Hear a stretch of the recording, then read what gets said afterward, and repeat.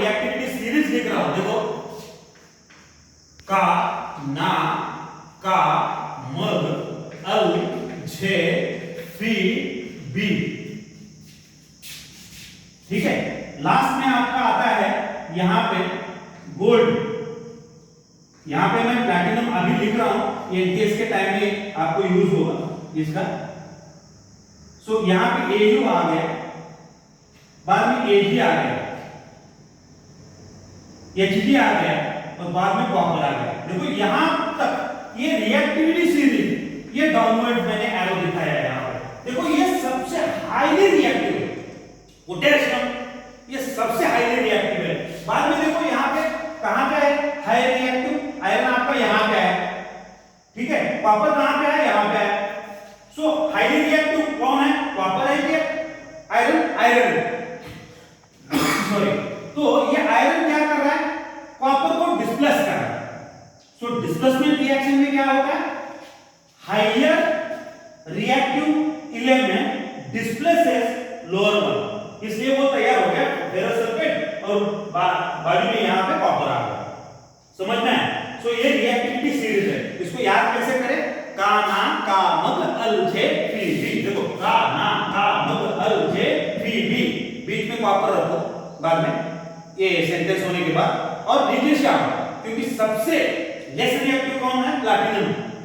बाद में आपकी किताब में यहां तक है, यहां से होगा, ठीक है, गोल्ड, सिल्वर, एचजी, मर्क्यूरी, बाद में ये कॉपर आता है। यानी कि ऊपर से रिएक्टिविटी सीरीज डिक्रीज होती है, सबसे रिएक्टिव पोटेशियम है। सो यहां पे अगर आप कंपैरिजन करें तो ये रिएक्टिव है, तो इसको क्या कर रहा है, वो डिस्प्लेस कर रहा है और वो खुद जाके वहां पे बैठता है, ये हो गया। अब डबल डिस्प्लेसमेंट में रिएक्शन का थोड़ा डबल डिस्प्लेसमेंट रिएक्शन में यहां पे पहले लिखा है, ये है NaCl सॉल्यूशन है, सिल्वर नाइट्रेट हमारे लैब में रहता है, हमें ये रिएक्शन कैरी आउट करो, आपको भी पता चलेगा। सो व्हेन NaCl यानी कि sodium chloride reacts with silver nitrate solution, what it forms NaNO3 plus ये हो गया AgCl। यहां पे क्या हो गया, आप ही डिफाइन करो इसको डबल डिस्प्लेसमेंट में। सभी डिकम्पोजिशन का मतलब समझ में आया, कॉम्बिनेशन का मतलब समझ में आया, डिस्प्लेसमेंट है, आप मिनिमम एक तो डिफाइन करो, किताब में तो लिखा है। देखो ये हो गया when two or more than two reactant combine to form a single product। यहां पे क्या है, यहां पे एक ही रिएक्टेंट रहता है, वो स्प्लिट हो जाता है, नंबर ऑफ प्रोडक्ट्स तैयार करता है, दो या दो से ज्यादा। यहां पे तो जो भी हायर रिएक्टिव है वो लेस को रिमूव करेगा, डिस्प्लेस करेगा, इसलिए उसको डिस्प्लेसमेंट। डबल में क्या हो गया, आप देख सकते हैं यहां पे, देखो यहां पे यानी NO3 के साथ गया और ACl Ag के साथ गया, तो क्या होता है यहां पे, आप कम से कम एक बार तो किताब देखो, आपको पता चलेगा। ये बहुत सारे सिंपल डबल डिस्प्लेसमेंट रिएक्शन है, ये ऐसे टाइप मिनिमम ये CDQ का ये हो गया। अब देखो what is about oxy, oxy का मतलब क्या है, रिडक्शन का मतलब क्या है, रेडॉक्स का मतलब क्या है, एंडो का मतलब क्या है, एक्सो का मतलब, ये आपको मालूम है। मैं पहले ये बताऊं, सिंपल है, सभी सिंपल रिएक्शंस है। अगर आपको ये चाहिए ऑक्सीडेशन, ऑक्सीडेशन ले लो, कोई दिक्कत नहीं है। ऑक्सीडेशन का मतलब ऑक्सीडेशन नाम में ही छिपा हुआ है, यानी कि द रिएक्शन विद ऑक्सीजन, यानी कि क्यों इसको देखो यहां पे, ये अभी मैं रखता हूं, ये जरूरी नहीं है, ठीक है। अब मैं आप ऑक्सीडेशन का मतलब मिनिमम आप इतना तो याद रखो, a reaction with oxygen, that is called as oxidation, the reaction with oxygen and removal of जो भी है वो आपको पता चलेगा, वो रिमूवल ऑफ हाइड्रोजन है या और कुछ है वो भी पता चलेगा, लेकिन मिनिमम आपको याद रखना है क्या है, reaction with oxygen, that is called as oxidation. So यहां पे देखो magnesium when it is heated it forms magnesium oxide, it is oxidation reaction, oxide formation होता है किसका भी, देखो फॉर एग्जांपल कार्बन का ले लो, कार्बन का अगर ऑक्सीजन के साथ कॉम्बिनेशन हो रहा है क्या तैयार करेगा, कार्बन डाइऑक्साइड, ऑक्साइड तैयार होता है। रिएक्शन में ऑक्सीजन है, ऑक्सीजन के साथ कोई भी मेटल हो, नॉन मेटल हो, जो भी हो, अगर वो रिएक्ट हो रहा है तो उसके ऑक्साइड ही तैयार करेगा, ठीक है। Then what is about the reduction, reduction इसका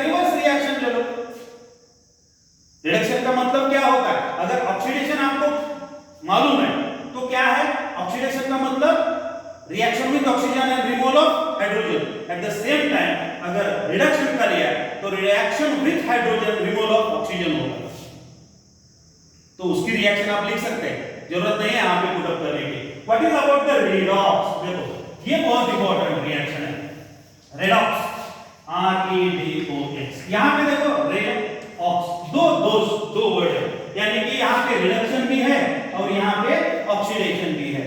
यानी कि अगर डिफाइन करोगे तो क्या होगा? अ रिएक्शन इन विच, सिंपल सा, अ रिएक्शन इन विच क्या क्या, कौन से दो रिएक्शन है? ऑक्सीडेशन भी है, अ reaction in which oxidation and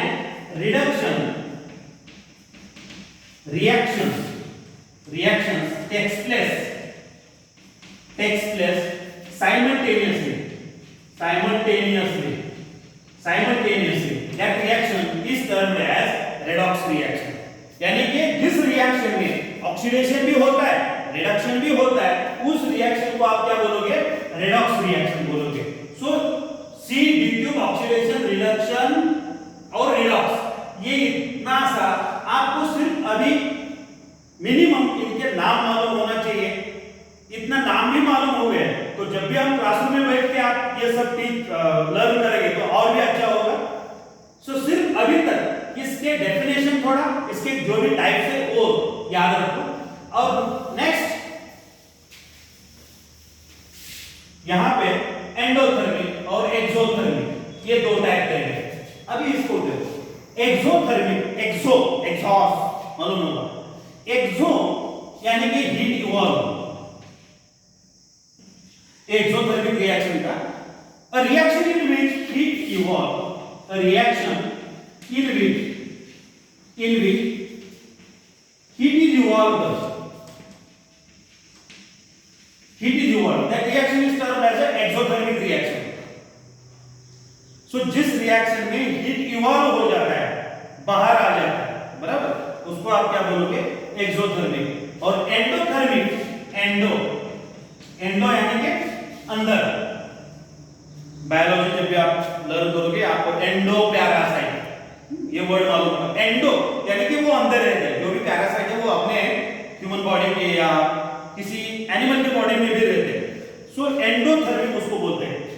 so endothermic यानी कि ए reaction in which heat is absorbed, a reaction in which heat is absorbed, that reaction is termed as endothermic reaction.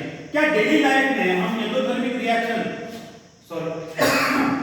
कुछ ये दे सकते हैं, एग्जांपल दे सकते हैं? Example, for example endothermic reaction घर में भी यूज करते हैं। आपकी माताजी को पूछो, आपके माताजी भी बताइए ये रिएक्शन एंडोथर्मिक। देखो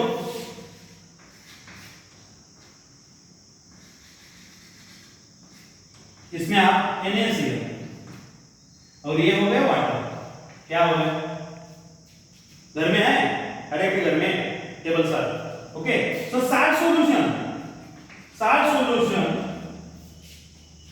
उस ये साल्ट सॉल्यूशन ये एंडोथर्मिक रिएक्शन का है। यानी कि when you add salt in water, बाद में आप देखो इसका टेंपरेचर डाउन हुआ होगा। इससे बेटर एग्जांपल आप, अभी तो लॉकडाउन है इसलिए, लेकिन फिर भी आपको मालूम है जब ये वो कुल्फी बेचता है, कुल्फी बेचता है ना, उसको मालूम है ये एंडोथर्मिक रिएक्शन। सुबह वो जो भी कुल्फी तैयार करता है ना, उसमें एक बॉक्स रहता है, इस टाइप का बॉक्स रहता है। यहाँ पे ये देखो, ये या ऐसा कुछ तो ये कुल्फी बनाता है, ठीक है। आपको जब भी चाहिए तो वो क्या करता है, इसमें एक डंडी डालता है, और वो बाद में आपको निकाल के देता है। यहाँ पे क्या है, वो ऊपर जो भी है ना मटेरियल, इसमें तो आइस रहता है, सुबह डाला होता है आइस, और शाम तक वो सब कुल्फी बेच के आता है। तो आपको पता चलता है यार, ये जब भी आप ये यहाँ से रिमूव करेगा तो आइस वैसे के वैसे ही रहता है उसमें। ये कैसा हो सकता है? इट्स बिकॉज कि ये लोअर, ये 60 प्लस वाटर है ना, ये it lowers the temperature of ice, 0 degree temperature से भी नीचे जाता है। ये एस प्लस वाटर का एग्जांपल, यानी कि ये एंडोथर्मिक रिएक्शन का है। कितना सिंपल है, उसको मालूम है, वो कुल भी बेचता है। ये टाइप ऑफ रिएक्शन में एंडोथर्मिक रिएक्शन यानी कि टेंपरेचर जहां पे एब्सॉर्ब हो जाता है और reaction in which heat is absorbed, heat absorb हो जाता है। वैसे बर्फ जैसे रहता है, वो सुबह डाला होता है, थोड़ा कम हो होता है, लेकिन वो शाम तक वैसे रहता है, यानी कि उसका हीट एब्सॉर्प्शन जो भी है यहाँ पे इस एंडोथर्मिक रिएक्शन में, और reaction in which heat is absorbed that is called as endothermic reaction. क्या ऐसे एंडोथर्मिक का एक एग्जांपल दे सकते हैं डेली लाइफ में। डेली लाइफ कैल्शियम, मराठी में उसको चुनखडी बोलते हैं, चुनखडी वाटर में डालो,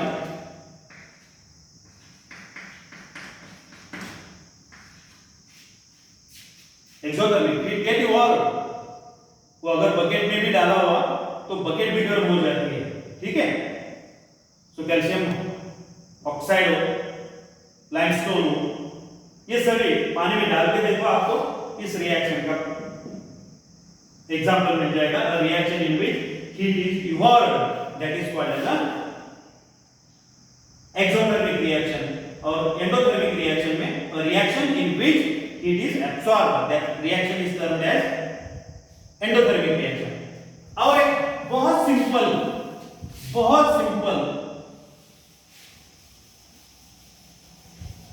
रिएक्शन है न्यूट्रलाइजेशन। ये न्यूट्रलाइजेशन रिएक्शन देखो, यहां पे मैं एग्जांपल दे रहा हूं। मैं पहले एग्जांपल देता हूं आपको, ताकि आप बहुत अच्छी तरह से ये न्यूट्रलाइजेशन रिएक्शन याद में रख सकते हैं। यहां पे एक एग्जांपल है हाइड्रोक्लोरिक एसिड लिया, ये है सोडियम हाइड्रोक्साइड NaOH। अब देखो क्या हो रहा है, ये यहां पे कंबाइन होता है, NaCl तैयार कर रहा है प्लस H2O, ठीक है। इसको आप क्या बोलोगे, हाइड्रोक्लोरिक एसिड। ये हो गया साल्ट आपका, सोडियम हाइड्रोक्साइड हो गया, सोडियम हाइड्रोक्साइड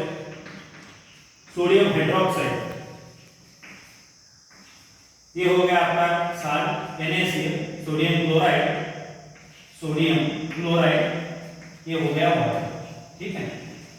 अब इसको आप डिफाइन कैसे करोगे, ये एसिड है, ये है बेस, ये हो गया साल्ट, ये हो गया वाटर। कितना सिंपल है देखो, डिफाइन करते हो। और रिएक्शन, ये सभी रिएक्शन क्या हो गया, इस रिएक्शन में कौन कौन कंबाइन हो गए, एक और ये दो तैयार क्या किया, ये और ये। डेफिनेशन क्या होगी, a reaction with acid combines with base to form salt and water. A reaction in which acid combines with base to form salt and water, that reaction is termed as neutralization reaction. अभी neutralization reaction में acid combine with base giving rise salt and water, and this reaction is termed as a neutralization reaction.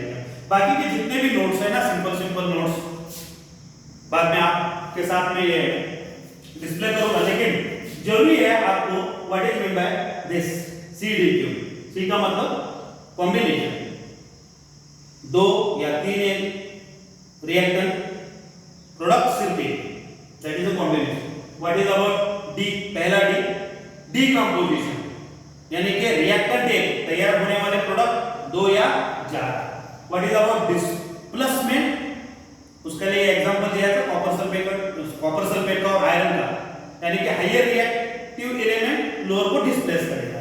इसको आप, और एक D रह गया that is double displacement में, वो आपको आपके छोड़ दिया है, आप उसका डेफिनेशन तैयार करो, किताब में तो है, कम से कम वो तो रीड करो, ठीक है। What is about oxidation, reaction with oxygen and removal of water, वो याद रखना। What is about reduction, reaction with what and removal of what, reaction with hydrogen and removal of what? याद में आता है redox, a simultaneous reaction between oxidation and reduction, that is called as a redox reaction. What is endothermic? Heat get absorbed. What is exothermic? Heat evolved. What is neutralization? When acid combines with base to form salt and water. That reaction is termed as a neutralization reaction.